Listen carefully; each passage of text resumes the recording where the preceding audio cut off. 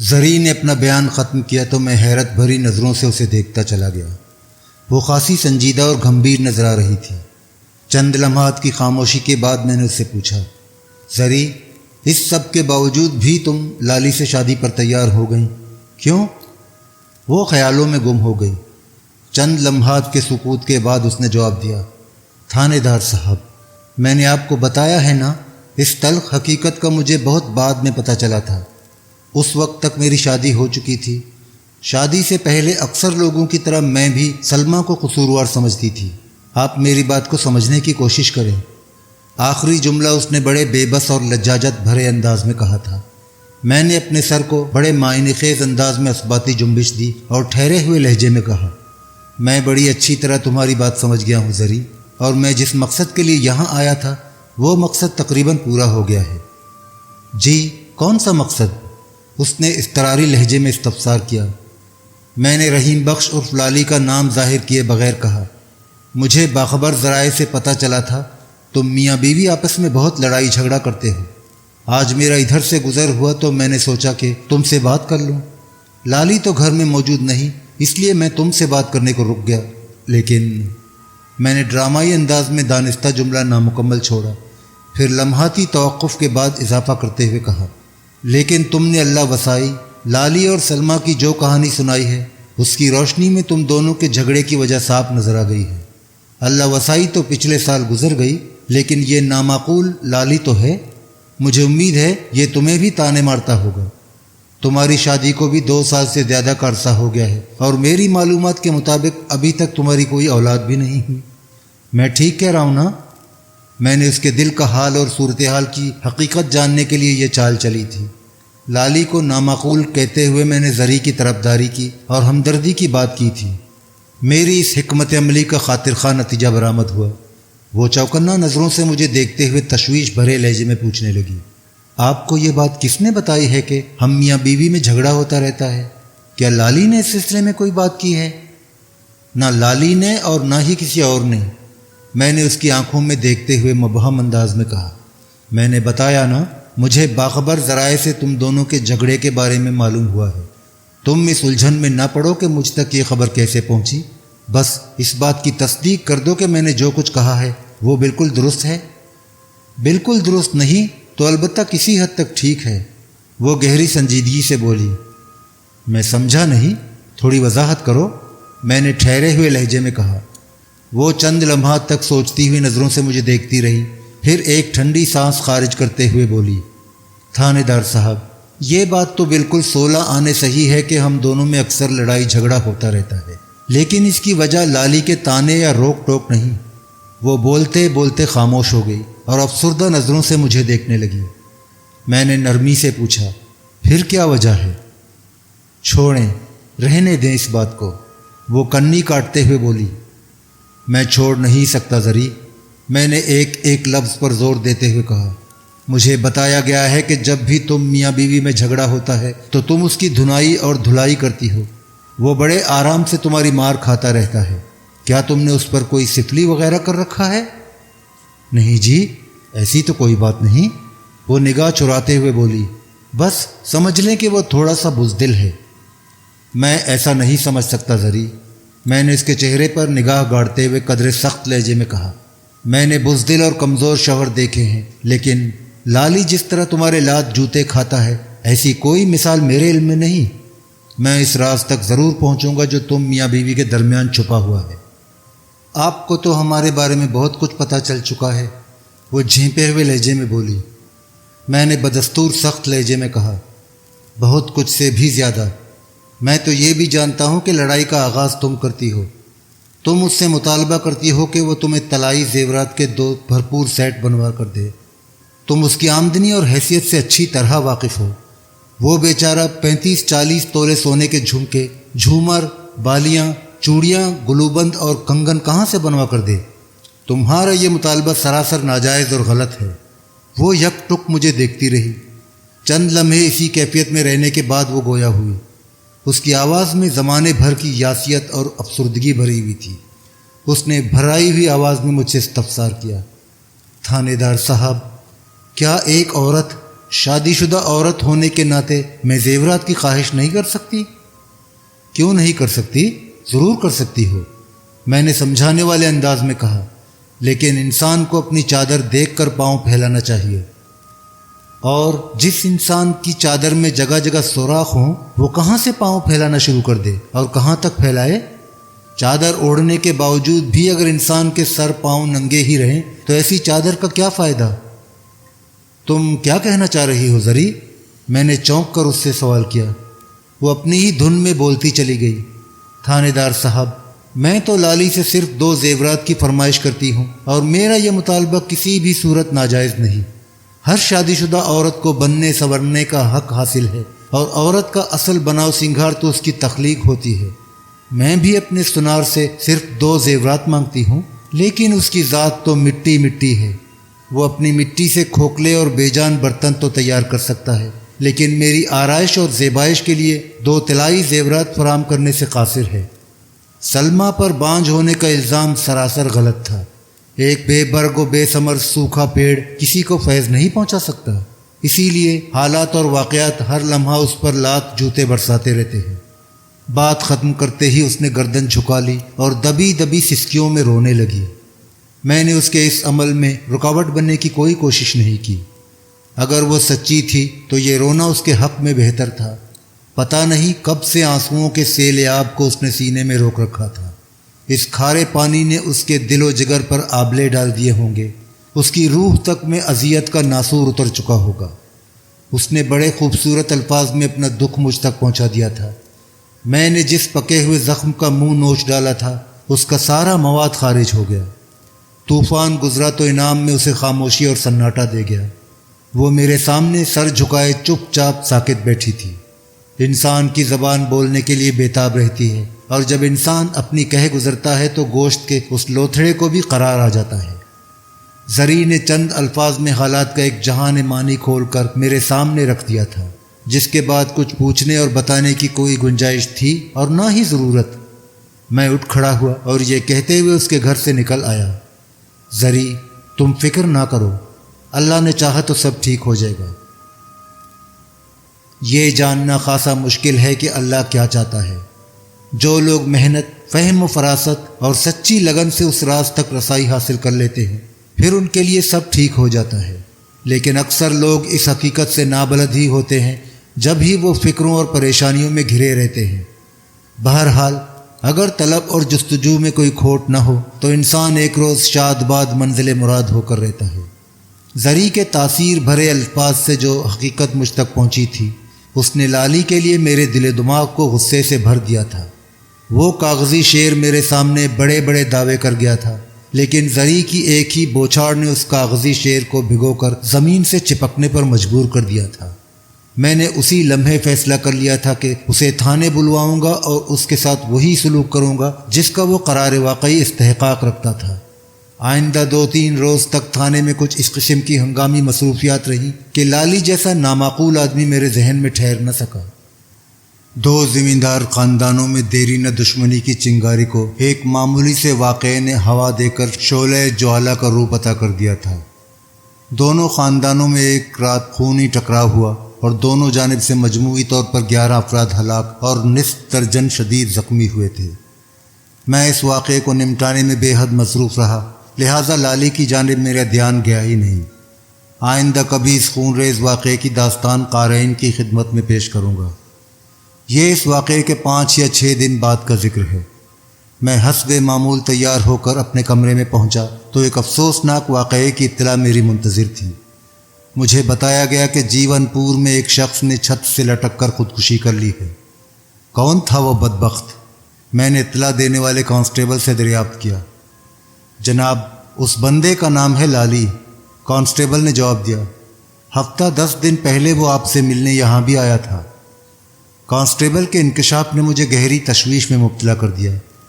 Lolly کا نام سنتے ہی میں چونک اٹھا تھا، اور اس کے ساتھ ہی اس کی زندگی کی کہانی بھی میرے ذہن میں تازہ ہو گئی۔ اس نے اپنی بیوی کے ظلم و ستم کی داستان سناتے ہوئے اسے سمجھانے کے لیے مجھ سے درخواست کی تھی، لیکن جب میں جا کر زری سے ملا تو حقائق کی کوئی دوسری ہی سنگین صورت دیکھنے کو ملی۔ بہرحال اس واقعے پر زری ہی روشنی ڈال سکتی تھی۔ میں نے اپنے ساتھ ASI جمال الدین کو لیا اور فوراً موضع جیون پور پہنچ گیا۔ لالی کے گھر چند روز پہلے میں آ چکا تھا، لہٰذا وہاں تک رسائی حاصل کرنے میں مجھے کسی دقت کا سامنا نہ ہوا۔ گھر کے باہر درجن بھر محلے دار اکٹھا تھے۔ ہم انہیں ایک طرف ہٹاتے ہوئے گھر کے اندر داخل ہو گئے۔ مذکورہ مکان 2 کمروں، ایک بیٹھک اور وسیع و عریض صحن پر مشتمل تھا۔ میں پہلے جب یہاں آیا تھا تو زری کے ساتھ بیٹھک میں بات چیت کی تھی۔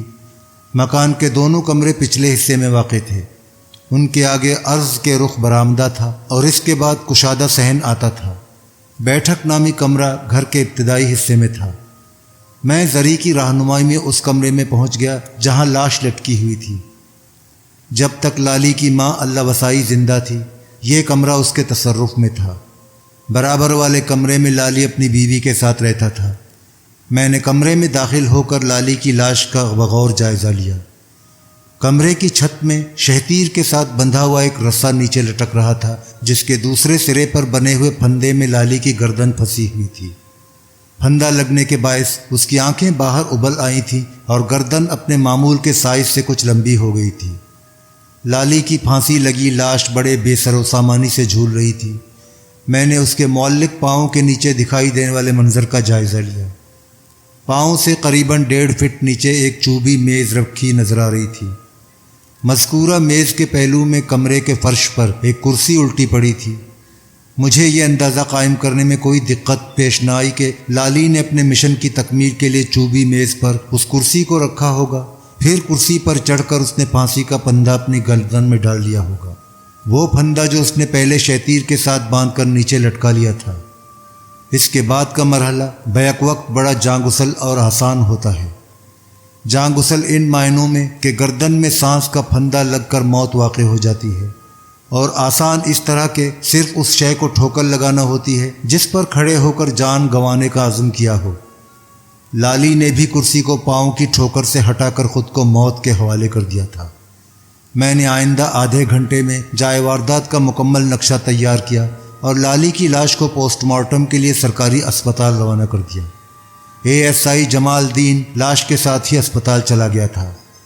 موقع کی ضروری کارروائی سے نمٹنے کے بعد لوگوں کے بیانات کی باری تھی، لیکن میں نے کسی محلے دار یا پڑوسی کو اس سلسلے میں آزمائش میں ڈالنے کی کوشش نہیں کی اور صرف زری کو لے کر بیٹھک میں بیٹھ گیا۔ باقی تمام افراد کو میں نے گھر سے باہر نکال دیا۔ اس واقعے کے بارے میں زری جو مدد کر سکتی تھی اور کسی کے بس کی بات نہیں تھی۔ میں نے پہلے تو زری سے لالی کی حسرتناک موت پر دلی ہمدردی اور اپنے دکھ کا اظہار کیا۔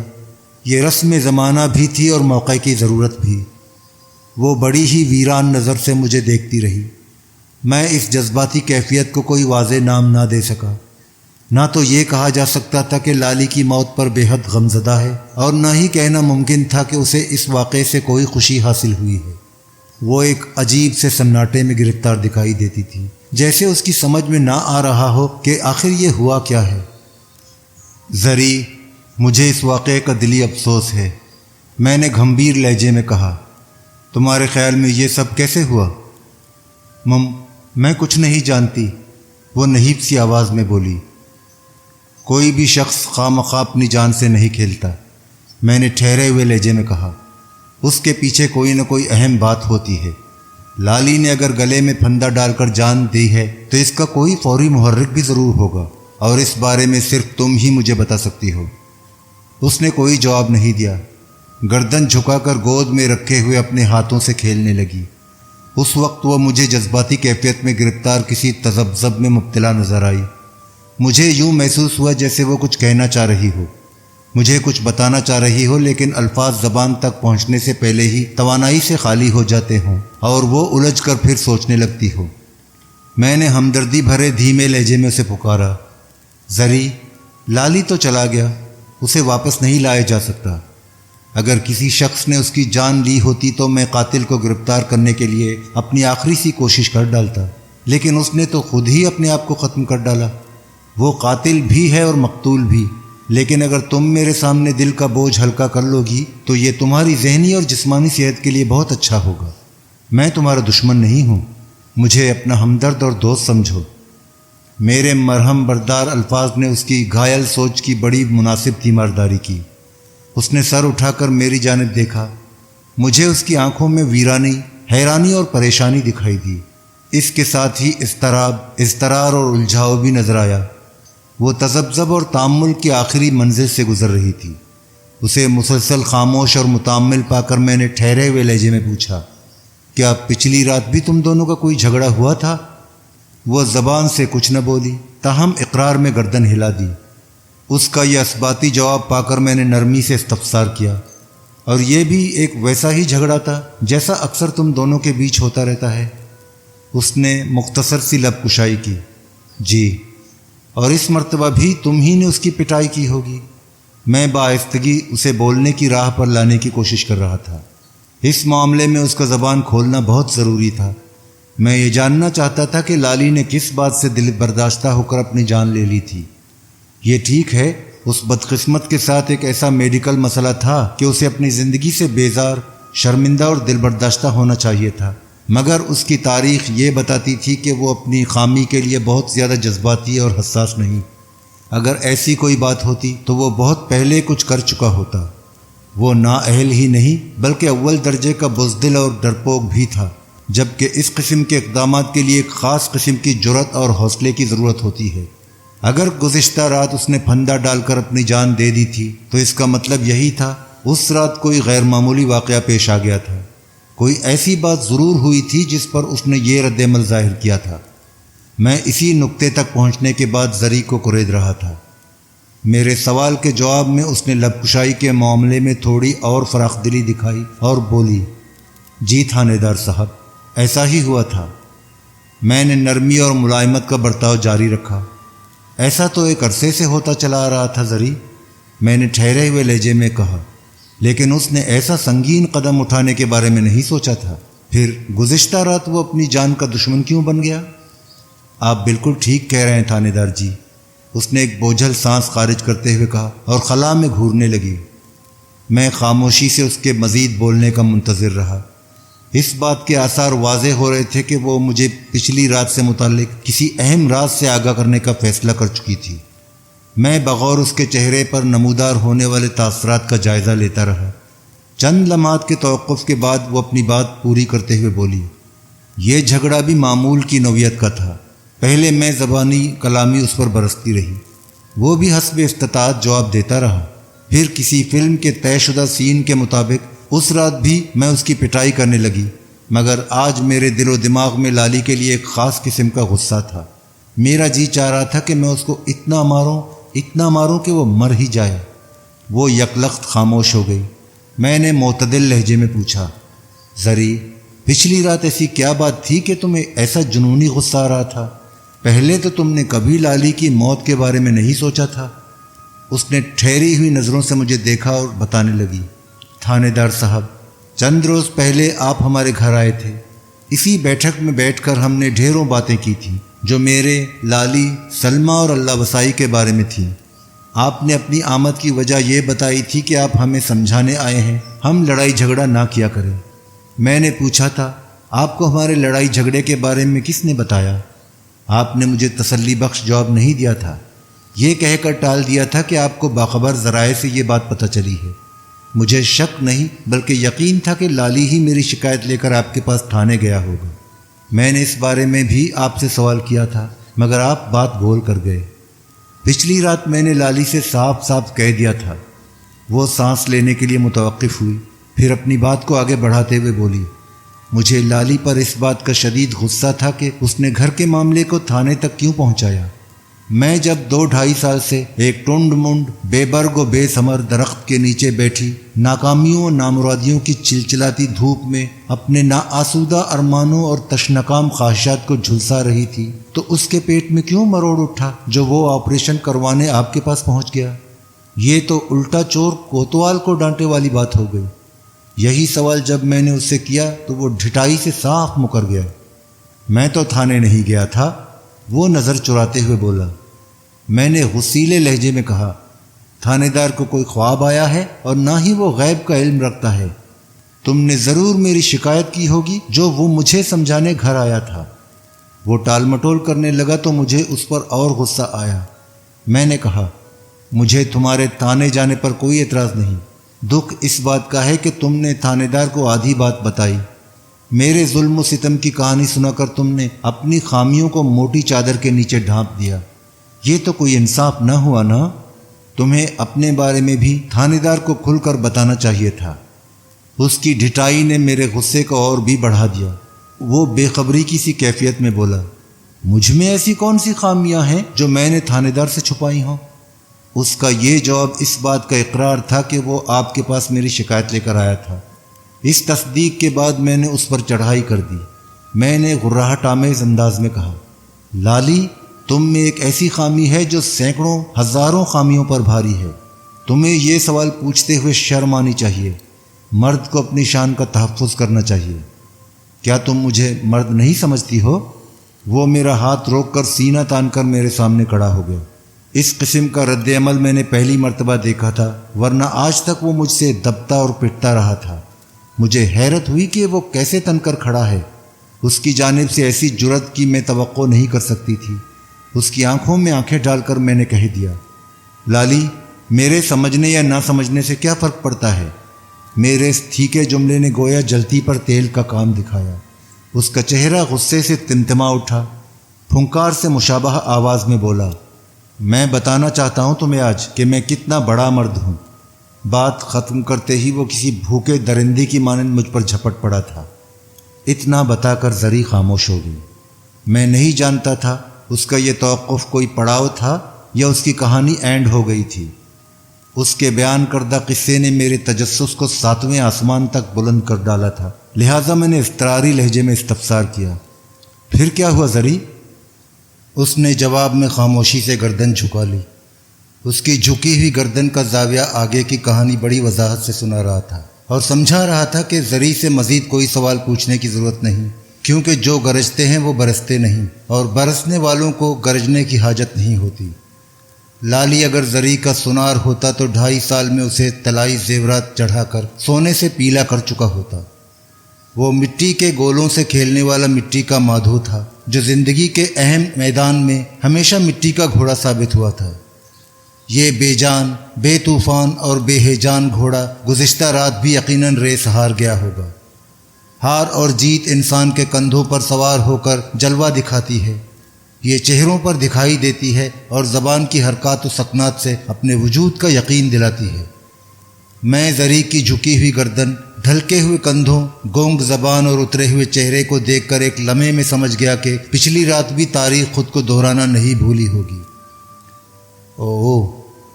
میں نے ایک پرمعنی، بوجھل اور تعزیت بھرا سانس خارج کیا۔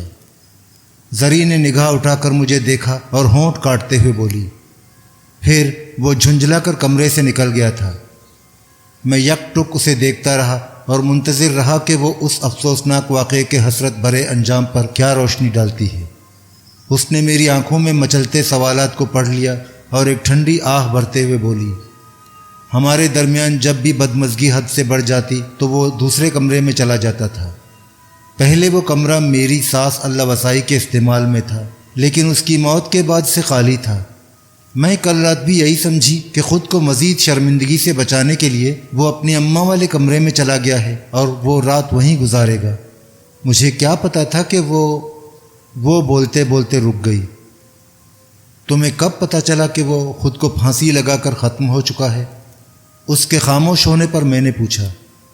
وہ ایک تھکی ہوئی سانس خارج کرتے ہوئے بولی، تھانے دار صاحب، میں بالکل سوچ بھی نہیں سکتی تھی کہ وہ اتنا سنگین قدم اٹھا لے گا۔ وہ رات کو جب کمرے سے نکل گیا تو میں آرام سے سو گئی تھی۔ ایسا پہلے بھی کئی بار ہو چکا تھا کہ ہم دونوں نے مختلف کمروں میں راتیں گزاری ہوں۔ میں ایسی سوئی کہ دوسری صبح یعنی آج صبح ہی آنکھ کھلی۔ پہلے جب بھی وہ علیحدہ کمرے میں سویا تھا تو صبح جلدی مجھ سے بھی پہلے اٹھ گیا تھا۔ ہم دونوں پھولے ہوئے منہ کے ساتھ ناشتہ کرتے، اس کے بعد وہ کارخانے چلا جاتا اور میں گھر کے کام کاج میں مصروف ہو جاتی۔ شروع میں مجھے یہ بڑا عجیب لگا تھا، لیکن پھر میں اس کی عادی ہوتی چلی گئی اور یہ سب مجھے معمول محسوس ہونے لگا، مگر آج صبح یہ معمول بری طرح بگڑ کر رہ گیا۔ وہ ایک مرتبہ پھر سانس ہموار کرنے کے لیے تھمی، ٹٹولتی ہوئی نگاہ سے مجھے دیکھا اور سلسلہ کلام کو جاری رکھتے ہوئے بولی، آج صبح جب مجھے گھر کے اندر لالی کی موجودگی محسوس نہ ہوئی تو میں تشویش میں مبتلا ہو گئی۔ میں اپنے کمرے سے نکل کر برابر والے کمرے میں پہنچی تو لالی مجھے چھت سے لٹکتا ہوا دکھائی دیا۔ اسے اس حالت میں دیکھ کر میری چیخ نکل گئی۔ پھر لالی کی پھانسی والی خبر آس پڑوس میں پہنچ گئی اور اس کے بعد اطلاع بن کر آپ کے پاس۔ آپ یقین کریں مجھے کچھ پتہ نہیں چلا لالی ساتھ والے کمرے میں جانے کے بعد کیا کرتا رہا۔ میں نہیں جانتی اس نے کب چھت والے شیطیر میں اپنے لیے پھانسی تیار کی اور کب گلے میں پھندا ڈال کر اس نے جان دے دی۔ بات ختم کرتے ہی وہ بلک بلک کر رونے لگی۔ میں نے اسے رونے دیا۔ اچھا تھا اس واقعے کا ٹھوس غبار آنسوؤں کی صورت مایا بن کر اس کی آنکھوں سے بہہ جاتا۔ لالی جیسا بھی لولا لنگڑا اور بے فیض تھا، بہرحال زری کا شوہر تھا۔ اس کی خودکشی کے بعد وہ ایک طرح سے اکیلی رہ گئی تھی۔ موقع کی ضروری کارروائی مکمل ہو چکی تھی۔ یہ سیدھا سادہ ایک خودکشی کا کیس تھا اور اس خودکشی کا سبب بھی روز روشن کی مانند میرے سامنے جلوہ افروز تھا۔ یہ الگ بات تھی کہ اس سبب کو زبان زد خاص و عام نہیں کیا جا سکتا تھا۔ بیچاری زری کے لیے لوگوں کو جواب دینا مشکل ہو جاتا کہ اس کے شوہر نے خودکشی کیوں کی تھی۔ وہ ذرا سا سنبھلی تو میں نے تسلی آمیز لہجے میں کہا، زری حالات کی نزاکت کو سمجھنے کی کوشش کرو۔ ابھی تمہارا گھر تعزیت کے لیے آنے والوں سے بھر جائے گا۔ وہ تم سے طرح طرح کے سوالات کریں گے۔ یہ بات کسی سے بھی ڈھکی چھپی نہیں رہی کہ لالی نے خودکشی کی ہے۔ اگر خود کو سنبھال کر ذہن کو قابو میں رکھو گی تو لوگوں سے نمٹ سکو گی، ورنہ بات کا بتنگڑ بنتے ہوئے دیر نہیں لگتی۔ ہمت سے کام لیتے ہوئے تمہیں اس صورتحال سے نمٹنا ہے۔ میری بات سمجھ رہی ہو نا؟ اس نے آنسو پونچھتے ہوئے اسبات میں گردن ہلائی اور بولی، جی سمجھ رہی ہوں۔ میں نے مزید 10-15 منٹ تک اسے تسلی دلاسے کی باتوں کا تحفہ دیا، پھر اس کے گھر سے نکل آیا۔ میں زری کے لیے اس سے زیادہ کچھ بھی نہیں کر سکتا تھا۔ لالی کے حسرتناک انجام نے مجھے دل گرفتہ کر دیا تھا۔ اس روز میں واپس آ کر تھانے میں بیٹھا کافی دیر تک اسی کے بارے میں سوچتا رہا۔ کسی شخص کا نااہل یا نالائق ہونا ایک خامی کی بات ہے، مگر انسان کوشش کرے تو اپنی خامیوں سے چھٹکارا حاصل کر سکتا ہے۔ اس مسئلے کا یہ حل تو نہیں کہ انسان اپنی زندگی ہی سے چھٹکارا حاصل کر لے۔ لالی نے کچھ اسی قسم کی حرکت کی تھی۔ لالی کے بارے میں سوچتے ہوئے اس سے ہونے والی وہ ملاقات بھی یاد آئی جب وہ پہلی اور آخری مرتبہ زری کی شکایت لے کر میرے پاس آیا تھا۔ اس کی کتھا سننے کے بعد میں نے اس کو یہ مشورہ دیا تھا کہ اگر وہ زری کے ہاتھوں اتنا ہی تنگ ہے تو اس سے نجات حاصل کر لے۔ جواب میں اس نے سہمے ہوئے انداز میں کہا تھا، جناب وہ بڑے خطرناک طریقے سے مجھے ڈراتی ہے کہ اگر میں نے اس کے سلوک کا کسی سے ذکر کیا تو وہ مجھے زہر کھلا کر مار ڈالے گی یا پھر کسی رات سوتے میں تیز دھار چھری سے میری شہرک کاٹ ڈالے گی اور مشہور کر دے گی کہ گھر میں ڈاکو گھس آئے تھے۔ لالی نے ان کے سامنے مزاحمت کی اور وہ اس کی گردن کاٹ کر چلے گئے۔ اس نے مجھے یہ بھی بتایا تھا، تھانے دار صاحب، زری کو چھوڑ دینا تو اور بھی مشکل کام ہے۔ وہ بعض اوقات بہت جنونی ہو جاتی ہے۔ اگر میں نے اس قسم کی کوئی بات کی تو وہ موت سے پہلے ہی مجھے قتل کر ڈالے گی، وغیرہ وغیرہ۔ پتہ نہیں کیوں ان لمحات میں میرا ذہن لالی کی موت کے بارے میں مختلف زاویوں سے سوچ رہا تھا، اور ان میں سے ایک زاویہ زرینہ عرف زری کا بھی تھا۔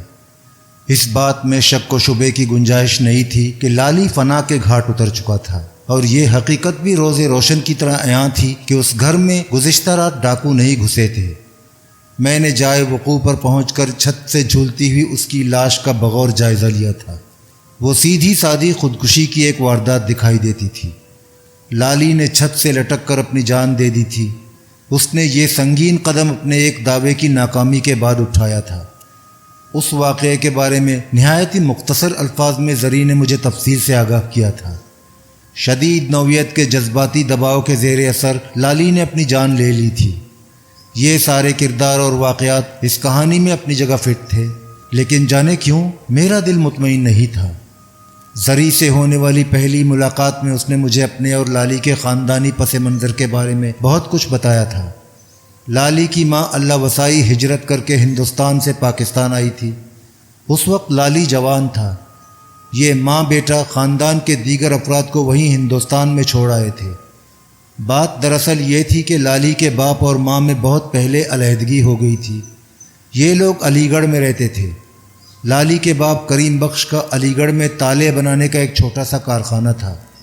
اللہ وسائی نے ناچاقی کے بعد کریم بخش سے دوسری شادی کر لی تھی اور اس بیوی سے اس کے 3 بچے بھی تھے، جبکہ رحیم بخش اور لالی اکیلا ہی تھا۔ اس کا کوئی اور سگا بہن بھائی نہیں تھا۔ چنانچہ جب پاکستان وجود میں آیا تو اللہ وسائی اپنی اکلوتی اولاد کو لے کر پاکستان آ گئی۔ یہاں پر ان ماں بیٹوں کا قریبی رشتہ دار کوئی نہیں تھا اور اب تو وہ ماں بیٹا بھی باقی نہیں رہے تھے۔ لالی کی پہلی بیوی سلمہ کے بارے میں ابتدائی صفحات میں بتایا جا چکا ہے اور اس کا انجام بھی بیان کر دیا گیا ہے۔ لالی کی دوسری بیوی زرینہ اور زری کا خاندان بھی زیادہ بڑا نہیں تھا۔ اس کی ماں آسیہ فوت ہو چکی تھی۔ باپ خوشی محمد زندہ تھا اور کپڑے کی ایک دکان چلاتا تھا۔ زرینہ سے چھوٹی 2 بہنیں تھیں، جن میں سے روبینہ کی عمر 12 سال اور زاہدہ کی 8 سال تھی۔ یہ لوگ بھی اسی محلے میں رہتے تھے جہاں کی سلمہ رہنے والی تھی۔